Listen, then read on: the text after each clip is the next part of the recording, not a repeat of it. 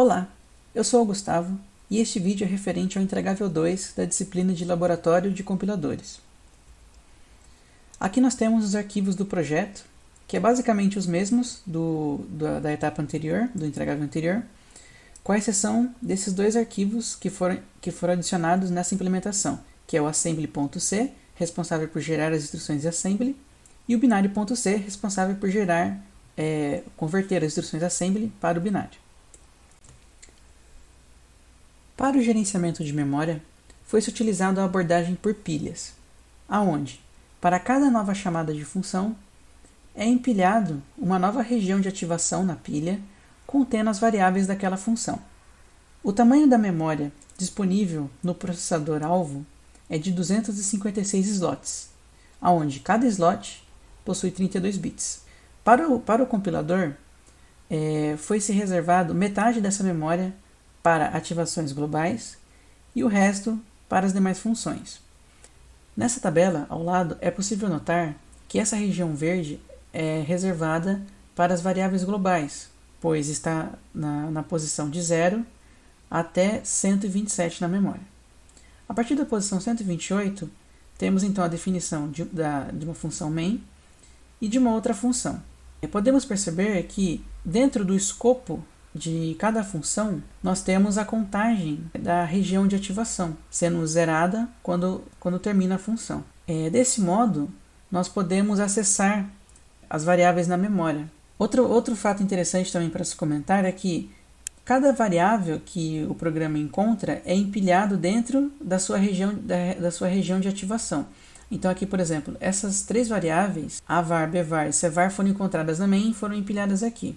Aqui na main, nós temos um vetor chamado vetor, de 3 posições, e uma variável evar.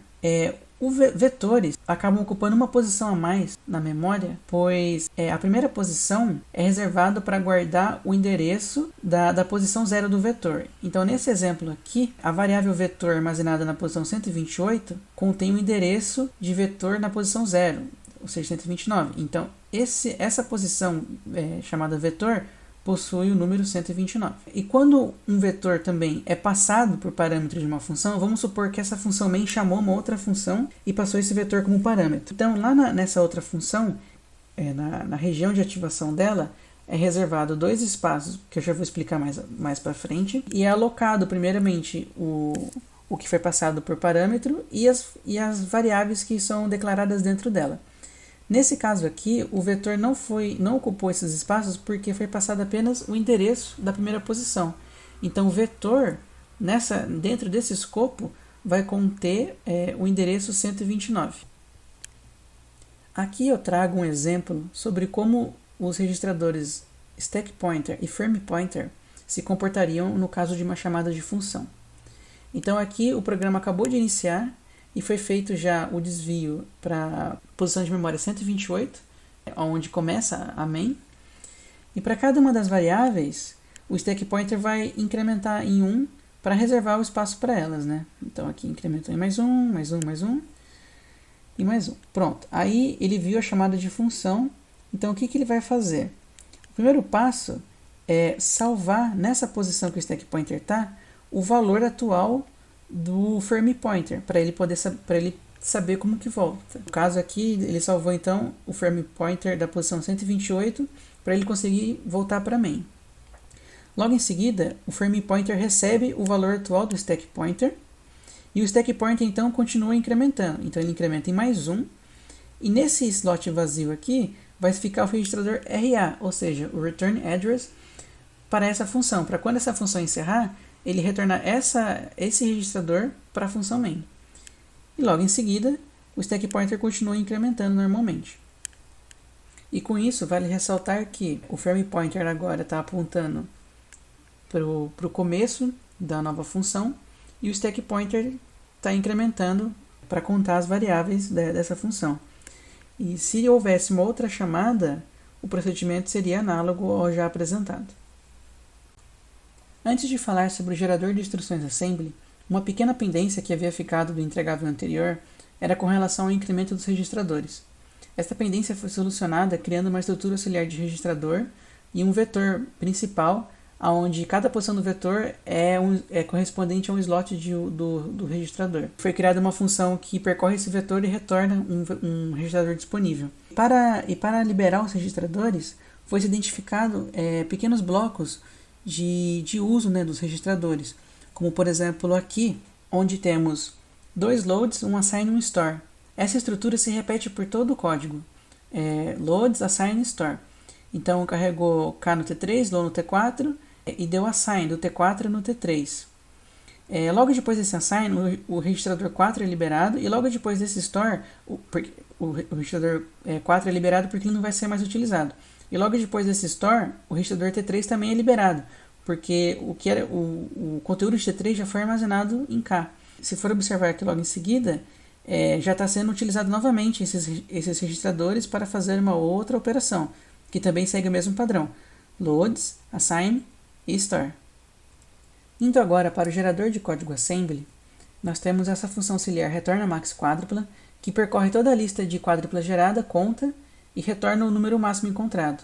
Logo em seguida, nós fazemos um for percorrendo cada uma dessas quádruplas, onde nós temos a função retorna posição, que retorna a posição passada aqui com o parâmetro da quádrupla, né? Ele retorna o campo 1, o campo 2, o campo 3 e o campo 4 da quádrupla gerada. E aqui nós já começamos a fazer as verificações. Para as instruções do tipo R, a tradução é bastante simples e literal. É utilizado uma estrutura auxiliar chamada lista add-asm, que adiciona a instrução na lista de instruções assembly. Ao final, essa lista vai ser printada. Então, por exemplo, aqui no caso de uma adição, é inserida a instrução add, o campo 1, o campo 2, o campo 3, o campo 2, o campo 3 e o campo 4. Para a quádrupla if, é adicionada a instrução branch if equal, onde compara o conteúdo de C2, que é um registrador, com 0, e armazena esse resultado no registrador T3. Esta variável count_asm é a variável que conta as instruções assembly já geradas. Para a quádrupla param, é adicionado a uma lista este parâmetro, que será utilizado mais para frente com a quádrupla call. Para a quádrupla call, é verificado primeiro se essa call foi um output ou um input. Se for um desses, simplesmente gera a instrução output ou input correspondente, com uma pequena modificação no output, que precisa dar pop nos parâmetros para poder pegar caso tenha algum parâmetro empilhado. Se não, é feito os procedimentos para a troca de escopo já mencionado no início desse vídeo, pois trata-se de uma função normal. Então, é feito um store word do conteúdo de fp na posição de sp somado com 0. Uma pequena observação é que esse formato da instrução não é necessariamente igual a do MIPS. Eu escolhi fazer desse jeito, pois facilita depois para converter para o binário. Logo em seguida, é somado o registrador SP com 0 e guardado em FP, e o registrador SP, o stack pointer, é incrementado em 1, fazendo SP somado com 1 e guardando nele mesmo. Logo aqui mais abaixo, neste for, é feito o store word de cada um dos parâmetros solicitados por aquela chamada de função, armazenando o parâmetro na posição store word somado com o buffer1. Logo em seguida é gerado o jump and link para o buffer1, e lembrando que o jump and link vai retornar o resultado no registrador RA, né, return address. E por fim, o firm pointer é somado com 0 e guardado em SP, e é feito então o load word na posição FP mais 0 e armazena em FP. Para a quádrupla assign, é feita a soma do registrador que está em C3 com 0 e guardado em C2. Para as quádruplas label ou lab, é feito a adição dessas quádruplas na lista add, usando a função add_label_list, onde ela salva o nome da quádrupla e o contador de instrução assembly daquele momento. Isso será útil mais para frente, pois quando houver um desvio, nós saberemos o nome da label e a linha da instrução assembly para poder orientar o programa, o registrador PC, para vir para cá. Para a quádrupla goTo, é inserida uma instrução jump e a label é passada diretamente.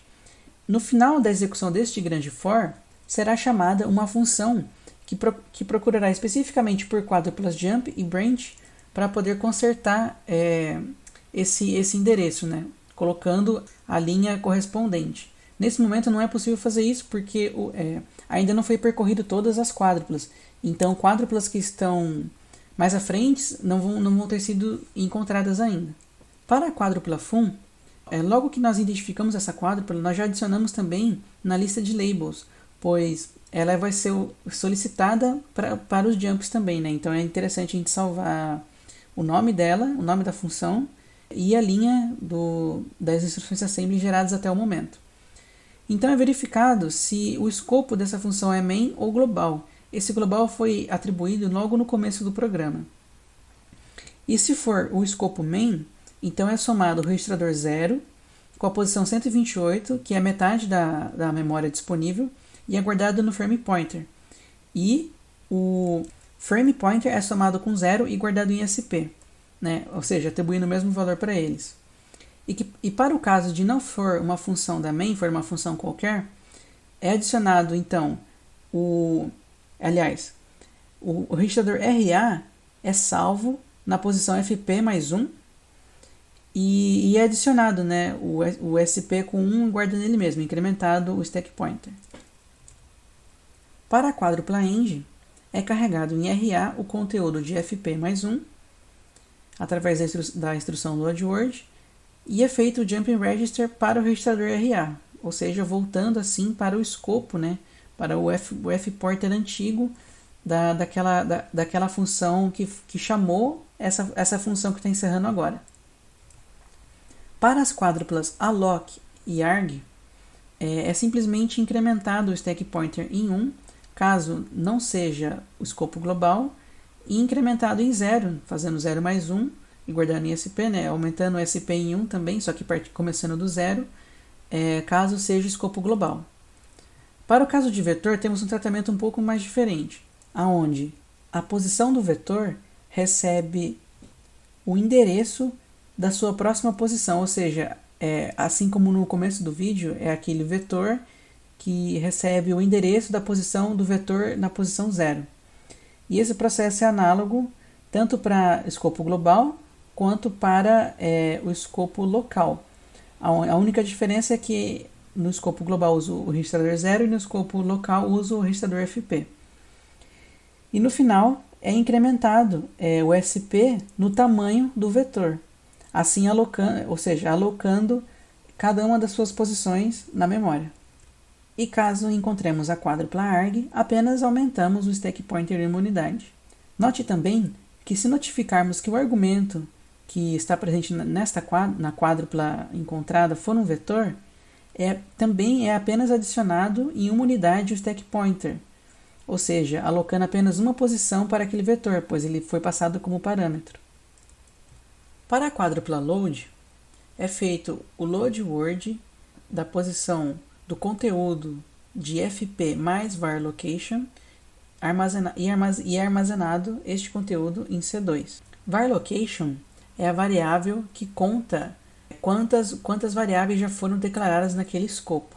Ou seja, então é somado o frame pointer com a posição da variável dentro daquela região de ativação e é então salvado em C2. E o processo é análogo caso o escopo seja o escopo global, com a diferença que, em vez do frame pointer, é o registrador 0.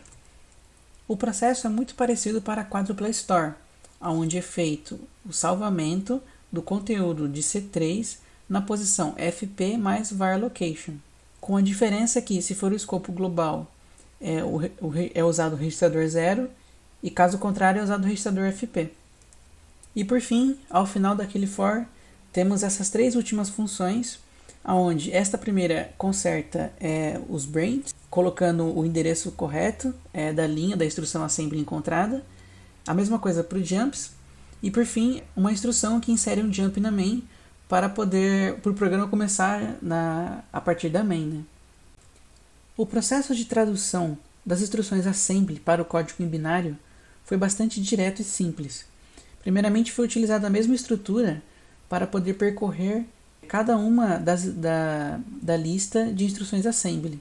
E foi criado também uma lista de instruções em binário, onde para cada instrução reconhecida é adicionado nessa lista a instrução já em binário. E então foi apenas selecionado cada uma das instruções e feitas as devidas conversões para o binário direto. E no fim é apenas printada essa lista. Vamos agora rodar o sort. Vamos executar o script. Vamos ver a partir do começo, né? Aqui nós temos a árvore sintática.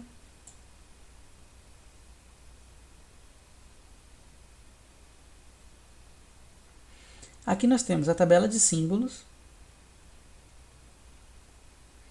E aqui nós temos o código intermediário, as quádruplas, né?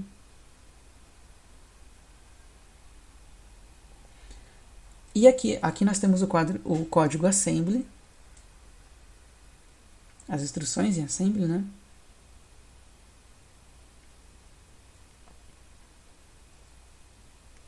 E por fim, aqui nós temos o código em binário.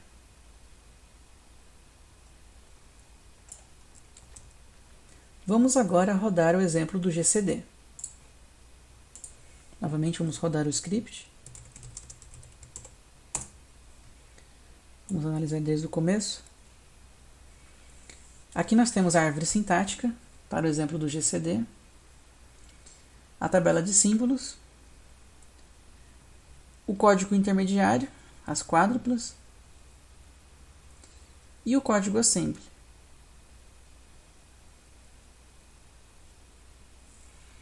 Aqui nós temos o código em binário.